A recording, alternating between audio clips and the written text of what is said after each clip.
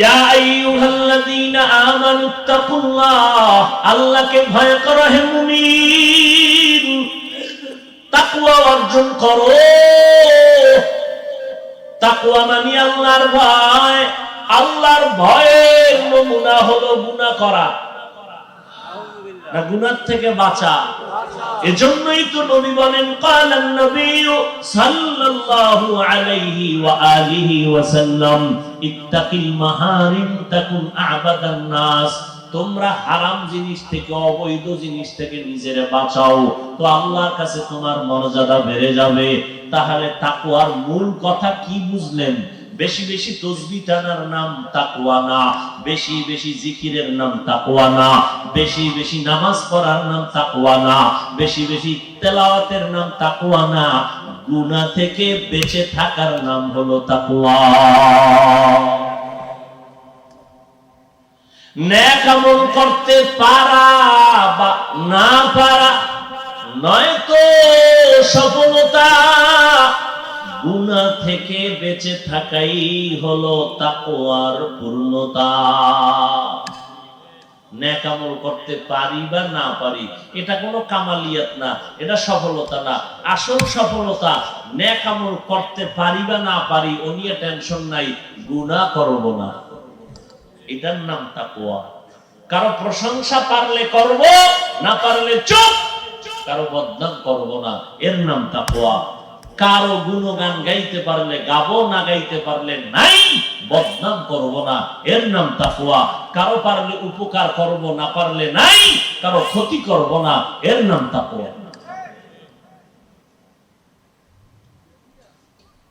আর এই তাকওয়া মায়ের পেট থেকে কেউ নিয়ে আসে না, এটা অর্জন করতে হয়। কেমনে অর্জন করবা? কই পাবা তাকওয়া? এটা এমন একটা মেডিসিন, ধরাও যায় না, দেখাও যায়।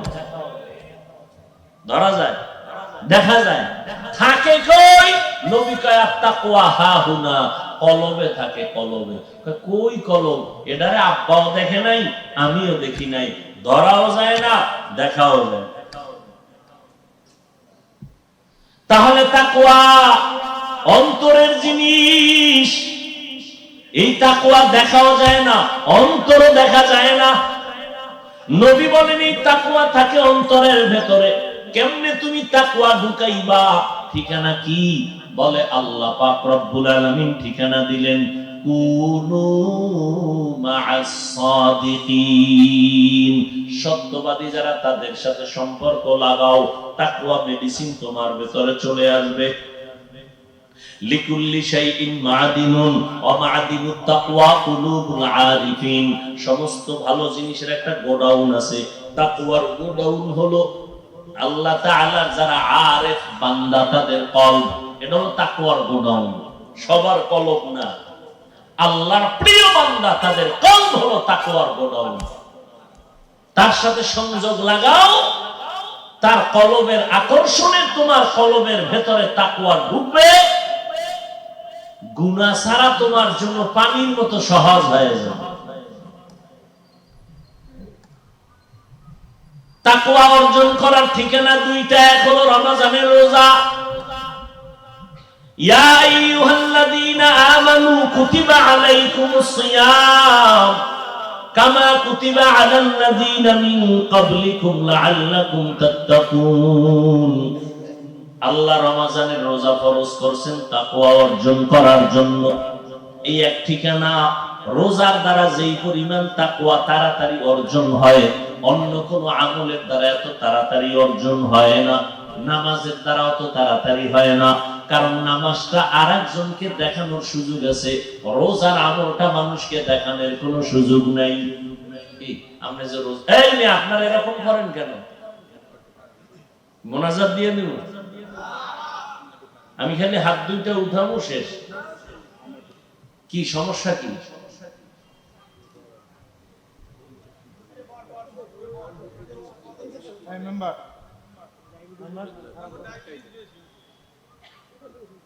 পাগলামি নাকি? বুঝলাম না।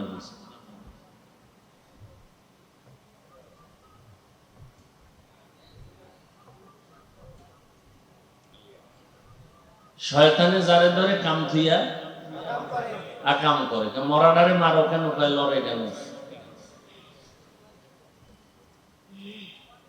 আপনারা বাসায় গিয়ে ঘুমাবেন, যদি কেউ ঘুমাবো, ও জীবনের যদি কোনো মিথ্যা থাকে এটা হলো বড় মিথ্যা কথা। এক তো গরম, দ্বিতীয় গজবের মোবাইলে মানুষের ঘুম নিয়ে গেছে। আছে কোনো ঘুম? এই প্যান্ডেলে যতক্ষণ আছেন সওয়াব আছে, বের হইয়েই গুনাহ শুরু। ওই যে শুরুতে বয়ান করছি না, কপাল, কপাল যদি পুড়িয়া যায়, আমি হাফিজুর রহমান কেন, আর সরমনের পিসাব কেন, মক্কা মদিনার ইমাম কেন, পৃথিবীর শ্রেষ্ঠ নবীও যদি বয়ান করে, কপাল পুড়লে ওই নবীর বয়ানও কালেমা পড়ে না। দুই একটা কপাল পড়ার নাম জানেননি? কি? আবু জাহাল। নবী চেষ্টা করলেন, আবু জাহাল কালেমা পড়ে নাই।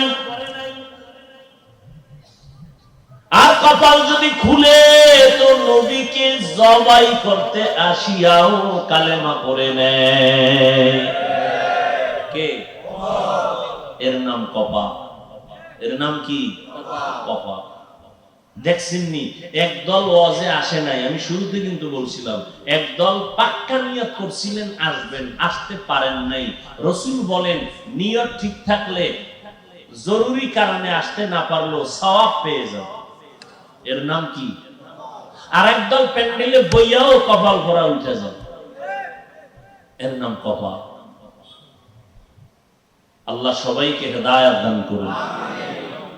ভাইরা আমার, আল্লাহর নিয়ামতের শুকর আদায় করো। নিয়ামত পেয়েছো, শুকর আদায় করিও। মা পাইছো, সন্তান, নিয়ামতের শুকর আদায় করো। মা বাবা তোমার জন্য বড় নিয়ামত। ভালো একটা স্ত্রী পাইছেন, বড় নিয়ামত, শুকর আদায় করেন। ভালো স্ত্রী বুঝেননি? আকাশের চাঁদ, ডানা কানা ভরি, সুন্দরী, রূপসী, মার্কেটে দৌড়ায়, স্বামীর মালের হেফাজত না করে, খেয়ানত করে, এই ভালো? ওই যে একটা প্রবাদ আছে, নদীর জল ভোলাও ভালো, বাকি দেখুন না কেন? জাতের মেয়ে কালো ভালো। হ্যাঁ, ওই আল্লাহর বান্দি যে স্বামী একটা মাল খেয়ানত করে না। স্বামীর মাল বুঝেননি? সন্তান এটাও বড় সম্পদ স্বামীর।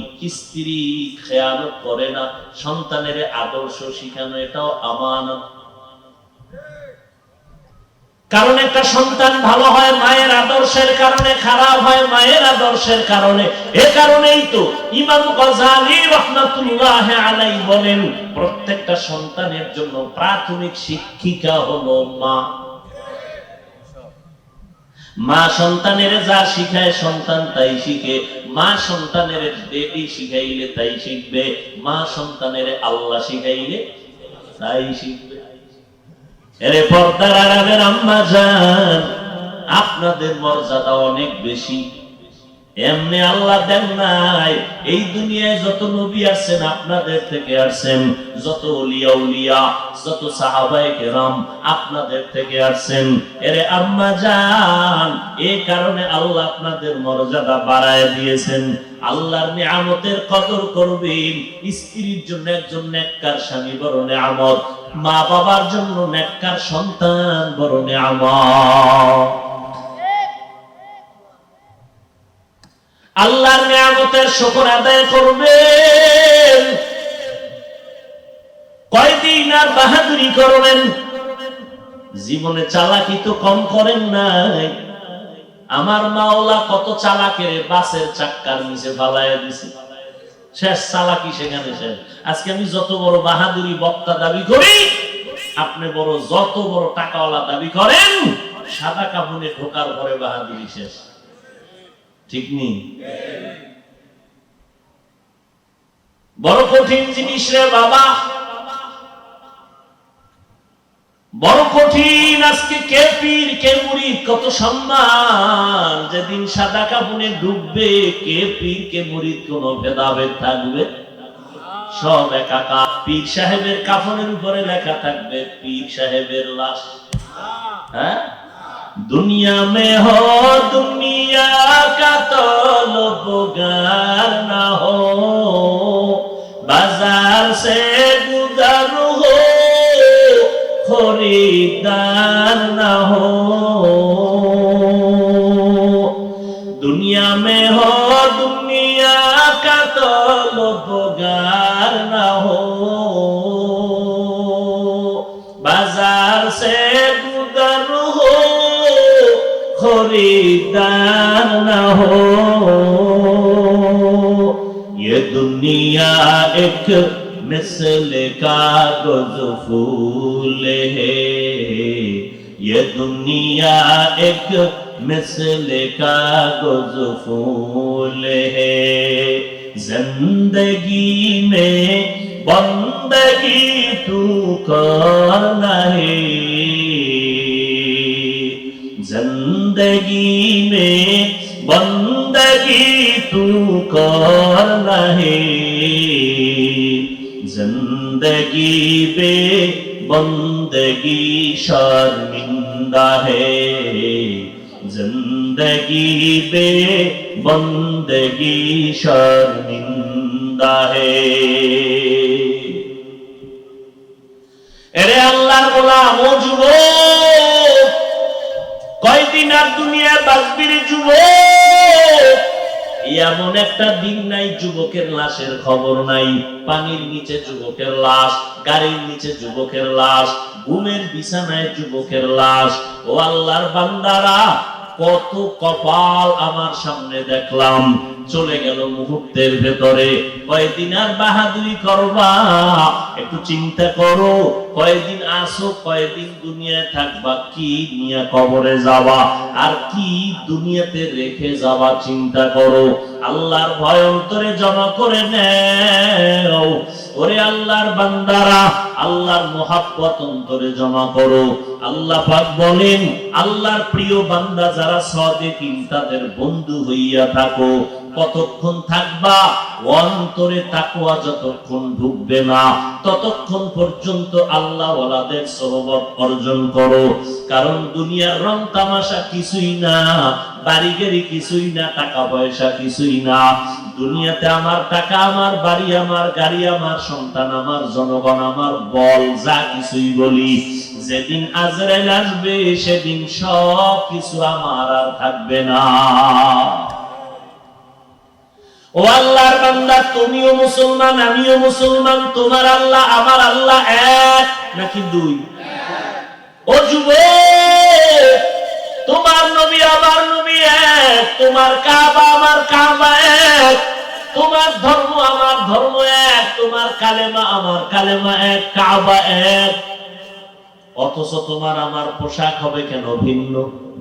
তোমার পোশাকটাও হতে হবে এক, মরণকালে কাফন হবে সংখ্যা এক, কালারও এক, কবরের সাইজও হবে এক, কবরে রাখার পর প্রশ্ন হবে তিনটা, তাও হবে এক।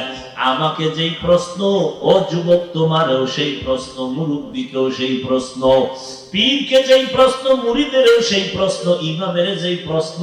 ও আল্লাহর বান্দা, যারা মুক্তাদি তাদেরকে সেই প্রশ্ন করা হবে। ও নবীর আশিকের দল, তিনটা প্রশ্ন দুনিয়ার সবাইকেই করা হবে। রবের পরিচয় দাও, ধর্মের পরিচয় দাও, রাহমাতুল লিল আলামিনের পরিচয় দাও। ও আল্লাহর বান্দারা, এই তিনটা প্রশ্ন ঠিক করার জন্যই নবীদের মিশন। ওলামায়ে কেরামের এই মিশন হলো তিন প্রশ্ন ঠিক করো। কবরে গিয়া যেন তুমি জবাব দিতে না পারো এমন অবস্থা না হয়। কারণ ওখানে যাওয়ার পর জবাব যারা দিতে পারবে আল্লাহ তাদের সাথে ভালো আচরণের অর্ডার দিবেন।